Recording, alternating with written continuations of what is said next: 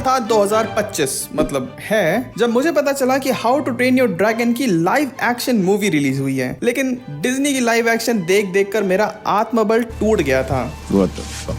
पर how to train your dragon तो बचपन का प्यार है ना, और बचपन का प्यार और कुल्हड़ पिज्जा भुला ही नहीं भूलते, तो ये रिस्क तो मुझे लेना ही था। तो सुबह सुबह मैं निकल जाता हूँ मूवी के लिए। 10:30 बजे का शो था और मैं 10:10 पे निकला था। आसपास के थिएटर में मूवी लगी नहीं थी क्योंकि वहां पर सितारे बिछे हुए थे, तो मुझे पहाड़ों के ऊपर और जंगल के पार जाना पड़ा। रास्ते भर में यही सोच रहा था कहीं मूवी शुरू ना हो गई हो। जैसे तैसे मैं वहां पहुंचा, 3D चश्मा उठाया और घुस गया थिएटर में। अंदर गया तो मैंने देखा मूवी शुरू नहीं हुई थी। जितना एक्सपेक्ट करा था मूवी उससे कई गुना बेहतर थी। जो भी लेट 2000 में बड़े हुए हैं और जिन्होंने इसकी एनिमेटेड वाली मूवी देखी है उन्हें तो ये जरूर देखनी चाहिए। हर फैन को ये वही सेम 2010 वाली फीलिंग देगी। और घर आते आते मैं यही सोच रहा था कि बहुत टाइम बाद कोई अच्छी लाइव एक्शन रीमेक मूवी मैंने देखी है, क्योंकि इससे पहले जो आई थी वो थी स्नो वाइट, जिसको लोगों ने इतनी खराब रेटिंग दी है IMDb पे कि IMDb ही क्रैश कर गया।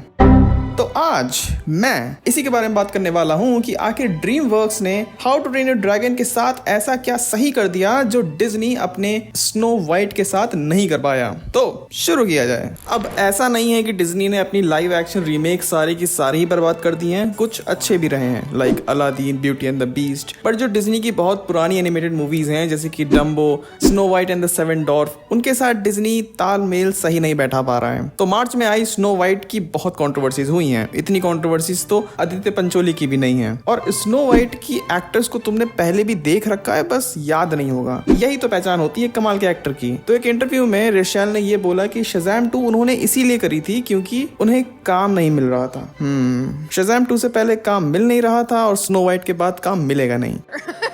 तो अगर तुमने ध्यान दिया हो तो original snow White and the Seven dwarf का जो टाइटल है वो छोटा कर दिया गया है रीमेक के लिए। उसे सिर्फ स्नो वाइट के नाम से बुलाया गया है। लेकिन ऐसा करा ही क्यों? पूरा नाम बोलने में इनकी थूक खत्म हो रही थी। तो डिज्नी ये स्टीरियोटाइप नहीं करना चाहता था डॉर्फ को लेकर। इनिशियली मूवी में CGI डॉर्फ नहीं बल्कि रियल ह्यूमंस होने वाले थे, पर वो डॉर्फ नहीं थे क्योंकि डिज्नी को लगा कि दुनिया से डॉर्फिज्म खत्म हो चुका है। पर एक्चुअली ये एक मिस्ड अपॉर्चुनिटी थी। सोचो अगर रियल डॉर्फ को डिज्नी कास्ट करता तो कितना सही रहता। एक नाम तो अभी मेरे मन में आ रहा है, और अच्छा ही हुआ कि ये नाम छोटा कर देने वाला लॉजिक ड्रीमवर्क ने नहीं अप्लाई करा, वरना मूवी का नाम क्या रखते वो लोग, ट्रेन ड्रैगन या ड्रैगन ट्रेनिंग। क्योंकि ड्रीमवर्क वाले जानते थे कि जो वो बना रहे हैं लोग इसीलिए देखने आएंगे क्योंकि उनकी बचपन की यादें जुड़ी हुई हैं, और उसके नाम से छेड़खानी करना कुछ सही नहीं होगा। और डिज्नी ने डॉर्फ को CGI करा तो करा, पर वो भी सही नहीं करा। इतने भयानक लगते हैं ये लोग, और सिर्फ इसलिए क्योंकि वो उनको रियल लाइफ के जैसा दिखाना चाहते थे, और इस रियल लाइफ के चक्कर में भूत बना दिया इन लोगों को। और ये रियल लाइफ वाला कीड़ा ड्रीमवर्क्स को भी काटा था। Originally how to train your dragon का जब ये लोग लाइव एक्शन रीमेक कर रहे थे तो किसी ने तो आइडिया दिया था कि टूथलेस को ये लोग क्लोज टू रियल लाइफ रखेंगे, कि अगर वो असल जिंदगी में होता तो कैसा दिखता,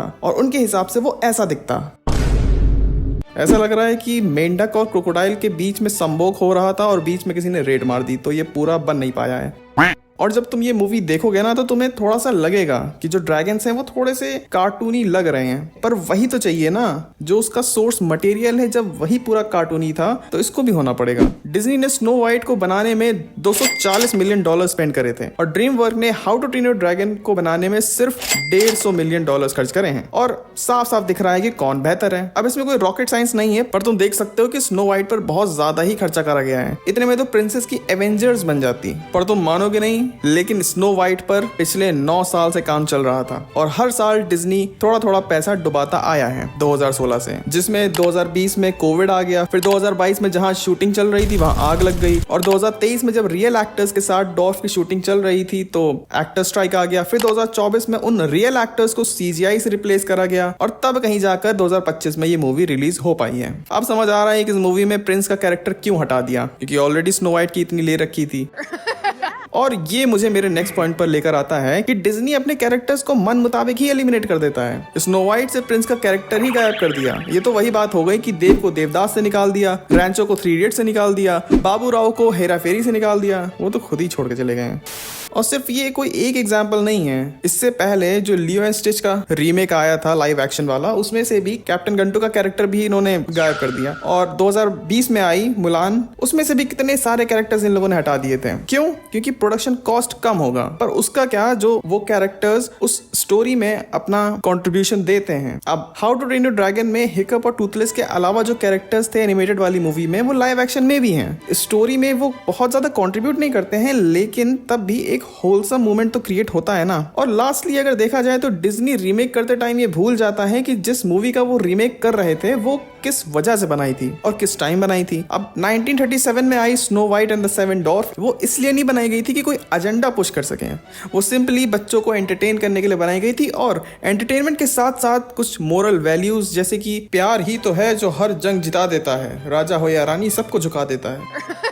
पर 2025 में आई Snow White feminism, racism, dwarfism, sexism, इन सारे एजेंडास को पुश करने की कोशिश करती है। अब लोग कहेंगे कि वो 1937 था, तो अगर ऐसी बात है तो पुरानी फिल्म का रीमेक करना ही क्यों? अपनी नई स्टोरीज बनाओ और उनमें एजेंडास डालो। क्यों तुम्हें पुरानी रीमेक्स को खराब करना है? और बहुत इंपॉर्टेंट है, जिसने ओरिजिनल वर्क बनाया है वही रीमेक पर भी काम करे, पर डिज्नी ने ऐसा नहीं करा। अब मैं मानता हूँ कि स्नो वाइट जिसने बनाई है अब वो उस हालत में नहीं है कि वो लाइव एक्शन पर भी काम कर सके, पर लियो एंड स्टिच के साथ तो हो सकता था ऐसा, क्योंकि लियो एंड स्टिच ओरिजिनली डीन नहीं बनाई थी, पर लाइव एक्शन के लिए उन्हें बुलाया ही नहीं गया। और how to train your dragon की सक्सेस के पीछे इस चीज का बहुत बड़ा हाथ है कि जिसने एनिमेटेड मूवी बनाई थी उसी ने ही लाइव एक्शन भी बनाया है, तो उसे बहुत अच्छी अंडरस्टैंडिंग है अपने कैरेक्टर्स को लेकर, उस स्टोरी को लेकर और कैसे आगे बढ़ना है। लेकिन अगर इस सक्सेस से ड्रीम वर्क्स अपनी सारी आइकॉनिक एनिमेटेड मूवीज को रीमेक करने लग गया तो प्रॉब्लम हो जाएगी। डिज्नी ने भी एक्सपेरिमेंट किया है और उन्होंने भी कुछ लिमिटेड ही सक्सेस पाई है, और वो इसलिए काम कर गया क्योंकि डिज्नी की ज्यादातर एनिमेटेड मूवीज